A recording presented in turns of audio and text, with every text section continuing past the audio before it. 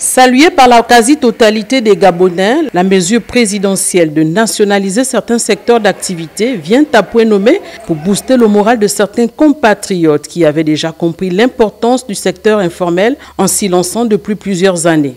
En effet, selon le recensement général des entreprises de septembre 2023, il ressort qu'environ 42 000 entreprises exerceraient dans le secteur informel, soit 62,9%.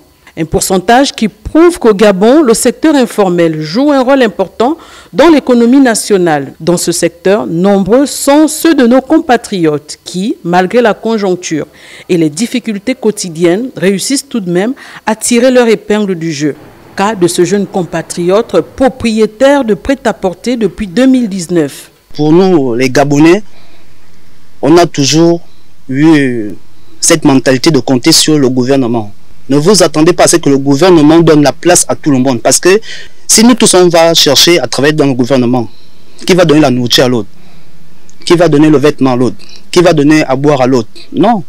Réveillez-vous, cherchons-nous, battons-nous comme les autres qui sont quittés de leur pays pour venir se chercher ici, chez nous au Gabon. Du marché Montbouin, cœur battant de la capitale gabonaise, à celui de Nzanyan, en passant par Kembo, demeure une illustration parfaite de la réussite de nombreux vendeurs gabonais qui parviennent à subvenir à leurs besoins et à ceux de leur famille grâce à ces activités informelles. Celui-ci offre également des opportunités de prestation de services comme coiffure, que Mandoma, passionné, exerce depuis belle lurette. Je me suis levée un matin, j'ai commencé devant la maison. J'ai persévéré jusqu'à ce que j'ai pu épargner un peu d'argent.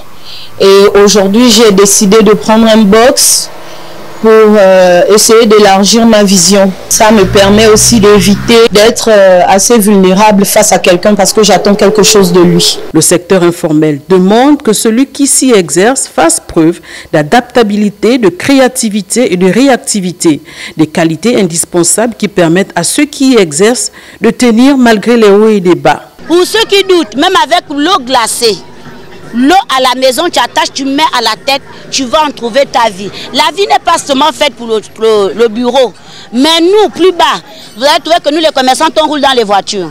Nous avons des maisons. Nous avons même les locataires comme fonctionnaires. Je peux vous rassurer que j'ai commencé par la tomate, ensuite l'oignon et ensuite la banane. Je suis passée de la banane à la ferme. J'ai commencé par 15 000 et aujourd'hui j'ai une capacité de poules de 5 000 poules. Avec la mesure présidentielle qui donne désormais l'exclusivité aux nationaux, espérons une meilleure prise de conscience de nombreux Gabonais qui continuent à penser à une hiérarchie des métiers.